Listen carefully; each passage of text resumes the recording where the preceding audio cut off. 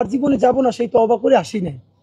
আমরা যেহেতু আমাদের জীবন বাংলাদেশের স্বাধীনতা, সার্বভৌমত্ব এবং জুলাই যোদ্ধাদের নিরাপত্তা নিশ্চিত করবার জন্য আমরা আমাদের জীবন আল্লাহর কাছে সঁপে দিয়েছি, সুতরাং আমাদের জীবনের বিনিময়ে হলো আমরা বাংলাদেশের নিরাপত্তা ইনশাল্লাহ নিশ্চিত করেই ছাড়বো। সুতরাং আপনাদেরকে আমরা বলি যে এই আব্দুল হামিদের দায় এখন পর্যন্ত সরকার বড় কোনো অ্যাকশন দেয় নাই, তার অ্যাকশন আমরা জানতে চাই। দ্বিতীয়ত, আমরা যেই লিফলেট লক্ষ লক্ষ লিফলেট বিলি করেছি ইনকিলাব মঞ্চের পক্ষ থেকে, তার প্রথম ছিল জুলাই, পিলখানা ও শাপলা গণহত্যার বিচার, এবং দ্বিতীয়ত সেই গণহত্যার দায়ে ফ্যাসিস্ট আওয়ামী লীগকে নিষিদ্ধ করা। তো ফ্যাসিস্ট আওয়ামী লীগ নিষিদ্ধ করা এটা আমাদের দ্বিতীয় দাবি। প্রথম দাবি কিন্তু জুলাই গণহত্যার বিচার, পিলখানা শাপলার বিচার। আপনারা যদি মনে করেন এই আওয়ামী লীগকে কোনো না কোনোভাবে নিষেধাজ্ঞার একটা প্যাটার্ন আমাদেরকে দেখিয়ে তারপরে জুলাই গণহত্যার দাবি ভুলে গেছি, এইটা মোটেও সঠিক কথা নয়। আপনাকে অতি দ্রুত গণহত্যার দৃশ্যমান বিচার শুরু করতে হবে। শুধু জুলাই গণহত্যার বিচারই নয়, আপনাকে পিলখানা এবং শাপলা গণহত্যার কথাও, এখনো শাপলার কেন গণকমিশন হচ্ছে না, মানে কবে হবে? আমরা চিৎকার করতে করতে মরে যাচ্ছি। শাপলা গণহত্যার জন্য কমিশন করতে হবে। এই দুটো কথা বলার পরে আমরা শেষের দিকে বলবার চেষ্টা করব, এর মধ্যে সরকার না করলে আমাদের আগের কর্মসূচি চলবে কি চলবে না। এবার আপনাদেরকে আমরা একটু বলবার চেষ্টা করি যে ধরেন গতকালকে সরকার যেই ব্রিফটা করলো, বিশেষ করে জিওবি থেকে চিফ অ্যাডভাইজার জিওবি যেই ফেসবুক পেজ আছে ওখান থেকেই সর্বপ্রথম যেটা এই সার্কুলারটা জানানো হলো। আজকে যেহেতু সরকারি বন্ধ, আগামীকালকে তারা বলেছেন যে পরিপত্র জারি করবেন। তো আমি একটু জাস্ট একটু কথা বলি, এই যে নিষেধাজ্ঞা হয়েছে কোন আইনে হয়েছে, কত ধারায় হয়েছে, সেইটি কি সাময়িক নাকি বিচারের আগ পর্যন্ত, সেটা কি ট্রাইব্যুনালে বিচার হবে, ট্রাইব্যুনালে বিচার হলে সেটা কি উচ্চ আদালতে রিভিউ করা যাবে কিনা, এগুলো অত্যন্ত আইনি জটিলতার ব্যাপার। আমরা নিজেরাও বুঝবার চেষ্টা করেছি। এরপর আজকে যেটা বলবো এটা আমরা কোনো আইনজ্ঞ হিসেবে বলছি না, আমরা জুলাই যোদ্ধা বাংলাদেশের সাধারণ মানুষ। এই আইনজ্ঞ হওয়া ছাড়াও তাদের যে সাধারণ রাজনীতিবোধ, তারা এইটা কি বলে, কারণ এই যে জিওবি থেকে যে সার্কুলারটা দেওয়া হয়েছে বা পোস্ট দেওয়া হয়েছে, এটা কিন্তু শুধু সংবিধান বিশেষজ্ঞদের জন্য দেওয়া হয় নাই, আইনবিদদের জন্য দেওয়া হয় নাই, বাংলাদেশের জনগণের জন্য দেওয়া হয়েছে। সুতরাং সাধারণ জনগণ হিসেবে পড়ে পড়ে যা বলি বুঝি আপনাদেরকে একটু শেয়ার করবার চেষ্টা করছি, এরপর আমরা রেসপন্স করব। উপদেষ্টা পরিষদের বিবৃতি 10 মে 25 আজ শনিবার 2025 তারিখে উপদেষ্টা পরিষদের এক বিশেষ সভা অনুষ্ঠিত সভায় কোর্ট আন্তর্জাতিক অপরাধ ট্রাইব্যুনাল আইনের সংশোধনী অনুমোদিত হয়েছে। সংশোধনী অনুযায়ী আন্তর্জাতিক অপরাধ ট্রাইব্যুনাল কোন রাজনৈতিক দল, তার অঙ্গ সংগঠন বা সমর্থক গোষ্ঠীকে শাস্তি দিতে পারবে। বাংলাদেশের 18 কোটি জনগণকে জানাতে চাই, এই আইনটা সংশোধন করেই এই ট্রাইব্যুনালে মানবতা বিরোধী অপরাধের আইন সংশোধন করা হয়েছিল। আপনি যে এখানে বলল সরকার যে আন্তর্জাতিক অপরাধ ট্রাইব্যুনাল আইনের সংশোধনী অনুমোদিত হয়েছে, সংশোধনীটা কি? এর মধ্যে যে দলকে বিচার করা যাবে না, কোনো ব্যক্তির বিচার হবে, এর মানে এখন থেকে আবার ট্রাইব্যুনাল দল বিচার করতে হবে, করতে পারবে। প্রশ্ন হলো, এই যে দলকে বিচার করা যাবে না, এই প্রথমে তো আজ থেকে মানে এই সরকার যখন ক্ষমতা আসে তখন কিন্তু এই প্রভিশনটা সংশোধনী করা হয়েছিল, মানে এই ট্রাইব্যুনাল দলকে বিচার করতে পারবে। আমাদের প্রথম প্রশ্ন, এই দলকে বিচার করতে পারবে এই কথাটাকে কারা তুলে দিল? মানে সরকারের কোন সুশীল উপদেষ্টারা কাদের সাথে কথা বলে ট্রাইব্যুনালের এই ধারা বাতিল করে দিল যে সে দলকে বিচার করতে পারবে না? এখন আবার তাকে কেন করতে হচ্ছে? এর মানে যেটা শুরুতেই হয়েছিল এতদিন তো আওয়ামী লীগের বিচারই হয়ে যেত। তাহলে তারা সেই এই ট্রাইব্যুনাল থেকে এই ক্লোজটা সরিয়ে দিল যে সে দল থেকে বিচার করতে পারবে, মানে তারা করতে পারবে না, তার একটি সরিয়ে দিল কে? এখন আবার তারা সেটা যুক্ত করেছে যে দল হিসেবে বিচার করতে পারবে।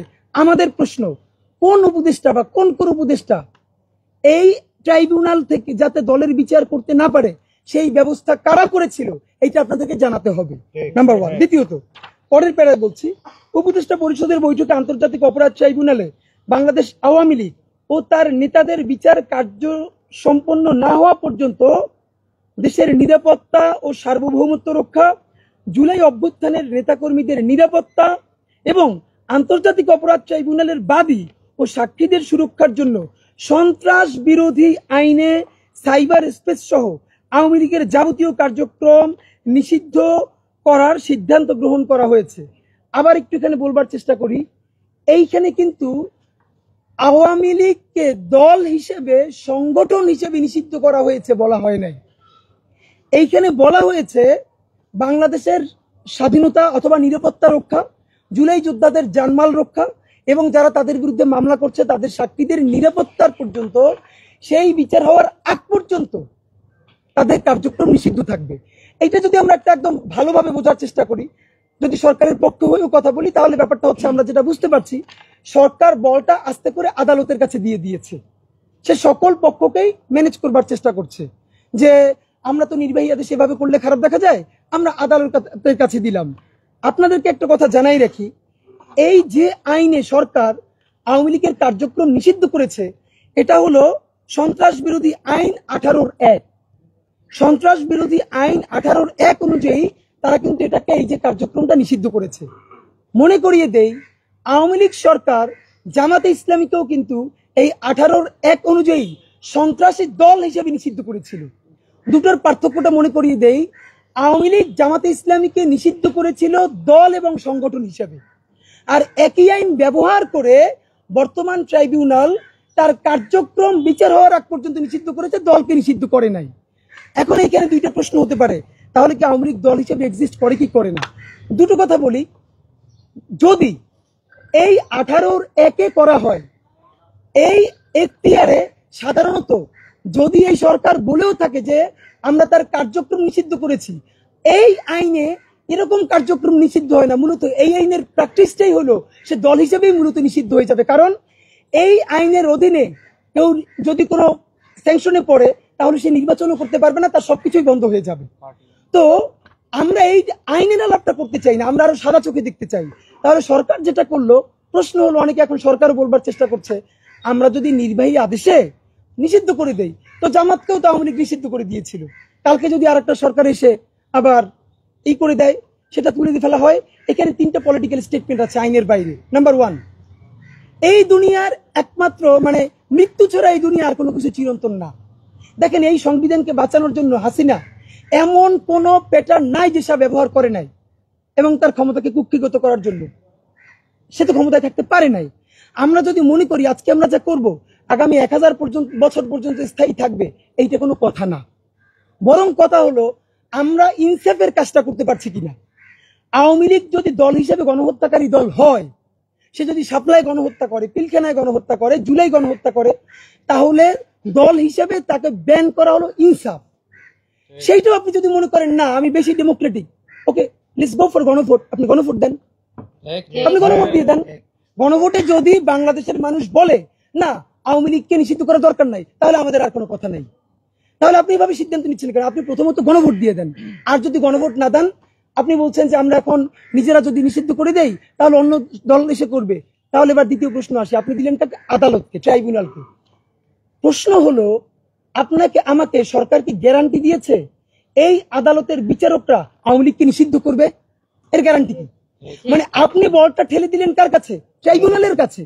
তো কি বিচার চাই, নিষিদ্ধ চাই নাই তো? তাহলে বিচারে বাংলাদেশের এখন পর্যন্ত যত বিচারক আছে, এর মোর দ্যান 80% আওয়ামী লীগের নিয়োগ দেয়, শুধু না, আওয়ামী লীগের একদম সেবাদাস এবং গোলাম। আমরা যখন প্রসিকিউটরদের সাথে কথা বলার চেষ্টা করেছি, আইসিটি প্রসিকিউশনে কথা বলবার চেষ্টা করেছি, আপনারা কেন আরো একাধিক বেঞ্চ করেন না, অন্তত ভিন্ন ট্রাইব্যুনাল করতে না পারেন, বেঞ্চ কেন করেন না? তখন আমাদেরকে ইনফরমালি বলা হয়েছে একটা বেঞ্চ করার জন্য আরো তো বিচারক দরকার, আজকেই একজনের নিয়োগ দিয়ে তো তুমি বড় বিচারক বানাই ফেলতে পারবে না। এখন এই পাইপলাইনে এমন কোন কনফিডেন্ট বিচারপতি নাই বাংলাদেশে যারা আওয়ামী লীগকে নিষিদ্ধ করা হলো এই কলমটা লিখবার মতো সাহস আছে। শুধু আওয়ামী লীগকে নিষিদ্ধ করার মতো কথা না, আওয়ামী লীগের এমন বড় কোন লোক তার বিরুদ্ধে রায় দিবে সেই রকম লোক নাই। তাহলে আপনি এই নিষেধাজ্ঞা দিয়া কোন আদালতের কাছে পাঠাইলেন, যেই আদালত এখন পর্যন্ত আওয়ামী লীগের ব্যক্তিদের বিরুদ্ধে বড় রায় দিতে পারে না, আর সে দিবে আওয়ামী লীগের বিরুদ্ধে রায়? নাম্বার 3, এইবার এখানে খেয়াল করেন, আমি নাম বলবো না, প্রসিকিউশনের টিমের অন্তত 2 থেকে 3 জন আমাকে বলেছেন এইখানে আওয়ামী লীগের 5 থেকে 7 জন বড় নেতা যারা বর্তমানে আটক আছেন এবং তারা শীর্ষ ধনীয় বাংলাদেশের, তারা প্রসিকিউশন টিমকে বলেছে তাদের ব্যাপারে যে ফাইলগুলো হয়েছে, ডকুমেন্টেশন হয়েছে, জাস্ট এইটা যেন 2-3 মাস পিছিয়ে সাবমিট করে, তাদের আর কিছু করা লাগবে না, ডকুমেন্টেশন যাওয়া আছে তাই, শুধু একটু যেন পিছিয়ে সাবমিট করে। কারণ তারা বুঝতে পেরেছে আগে যাদেরটা সাবমিশন হবে তার বিচার প্রক্রিয়া আগে শুরু হবে, 2 থেকে 3 মাস পিছিয়ে গেলে এর মধ্যে তারা বিভিন্ন নেগোসিয়েশন করে এটাকে তারা কমপ্লিট করে ফেলবে। তাহলে যেই আদালতে নেগোসিয়েশন করার জন্য প্রসিকিউশনকে বলা হয় যে আমাদের ফাইলটা শুধু পিছিয়ে দাও, তাতে কত কোটি টাকা লাগবে, তাহলে সেই আদালতের উপরে বাংলাদেশের মানুষ ঠিক কোন কারণে ভরসা রাখবে যে এই আদালত আওয়ামী লীগকে নিষিদ্ধ করতে পারবে? এটা আপনাদের কাছে জানতে চাই। দেখেন, আমি সাধারণত আমরা অনেক জোরে কথা বলি, আজকে আরো আস্তে কথা বলবার কথা, কিন্তু গায়ে শক্তি নেই, গলা থেকে কথা বেরোচ্ছে না, আপনারা যেন পিছন পর্যন্ত পান তাই জোরে বলছি, কিন্তু কথাগুলো খুবই টেকনিক্যাল, একটু বুঝিয়ে বুঝিয়ে বলবার চেষ্টা করছি। ব্যাপারটা হলো, তাহলে এই ট্রাইব্যুনালের কি হয়েছে? দ্বিতীয় প্রশ্ন, আসিফ নজরুল স্যার বলেছিলেন এই বছরের মানে 2025-এর জানুয়ারিতে সেকেন্ড ট্রাইব্যুনাল হওয়ার কথা, এখন চলে মে মাস। এখন যখন আমরা আন্দোলন শুরু করলাম তখন এসে আবার বলছে এই মাসে এই সেকেন্ড ট্রাইব্যুনাল হবে। গত শয়তানে কি আপনার শয়তানে কামড়াইছে? আপনি করেন না এখানে, মানে আপনার কামড়াইছে কিসে? আপনার এটা বলতে হবে।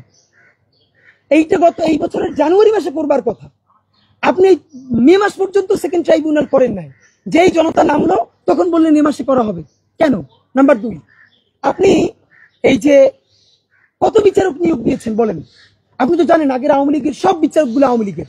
এবং দেখেন, বাংলাদেশের সব থেকে ভয়াবহ জায়গা, সচিবরা ফ্যাসিস্ট আওয়ামী লীগের সব দোষর, শুধু দোষরই না, সেবা দাস, আমরা তাদের নাম উন্মোচন করব। পুলিশের মধ্যে তো আছেই, যাদের কথা আলোচিত হয় না তারা হলো গ্রেড 1 আওয়ামী লীগের সন্ত্রাসী, তারা হলো বাংলাদেশের আদালতের বিচারক গুলা। তারা হাজার হাজার কোটি টাকা মামলা বাণিজ্য করে বিএনপি থেকে শুরু করে জামাত থেকে শুরু করে মানুষের মামলার রায় সে কি দিবে, এলাকার পাতি আওয়ামী লীগের অ্যাডভোকেটের মুখের দিকে তাকে তারপরে সে রায় দিত। আমরা জুলাই গণহত্যার মতো বিচারের রায় সেই সব ট্রাইব্যুনালে সেই সব বিচারকদের কাছে আমরা দিব, তাহলে আপনি কেন এর মধ্যে আরো বিচারক নিতেছেন না?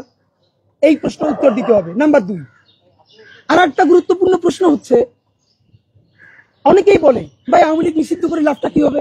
ছাত্রলীগও তো আগে নিষিদ্ধ করছিল, তো ছাত্রলীগ নিষিদ্ধ করার পরে তো ছাত্রলীগ মিছিল দেয়, মিটিং করে, জয় বাংলা বলে, তো আওয়ামী লীগ নিষিদ্ধ করার পর তো এটা হবে। এখানে দুটো কারণ ভাইরা, আওয়ামী লীগ নিষিদ্ধ করা এই জন্য জরুরি ছিল, এই কয়দিন আগে ধানমন্ডি, তারপরে রামপুরায়, তারপরে উত্তরায় মাঝে মধ্যে ফ্যাসিস্ট খুনি লীগ অনেক টাকা দিয়ে কিছু লোকদেরকে নামানোর চেষ্টা করে, রাইট?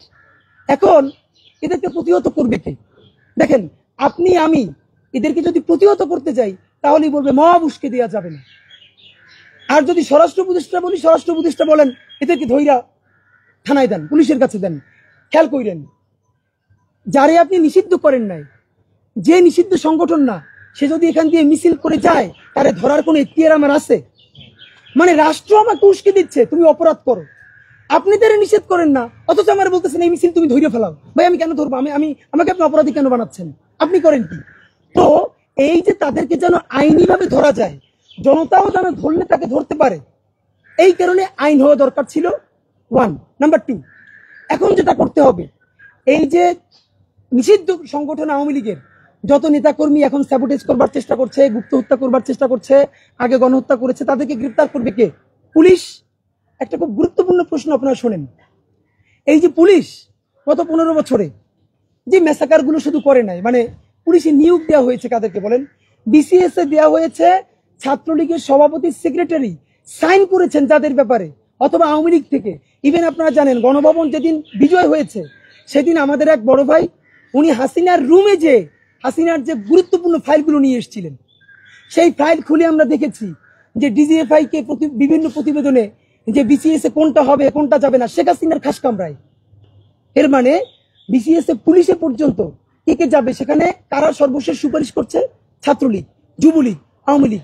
এর মানে যতগুলো বিসিএস ক্যাডার নিয়োগ দেওয়া হয়েছে, specially BCS police, BCS admin, foreign, এগুলো আউট অ্যান্ড আউট, এগুলো সব আওয়ামী লীগের শুধু দোষণ না, এগুলো বিরাট আওয়ামী লীগের সিন্ডিকেটের অংশ। তারা তো এখনো সবাই বহাল তবিয়াতে আছে। পুলিশের এসআই দেওয়া হয়েছে, কনস্টেবল দেওয়া হয়েছে এলাকার পাতি গুন্ডাগুলোকে 20 লাখ 30 টাকা করে। এখন দেখেন, এই পুলিশ যে নিজের ছাত্রলীগ ছিল, যুবলীগের আত্মীয়, আওয়ামী লীগের আত্মীয়, সে কিভাবে এই আওয়ামী লীগকে গ্রেফতার করবে? তার কি সেই মোরালস আছে বলেন তো? নাই।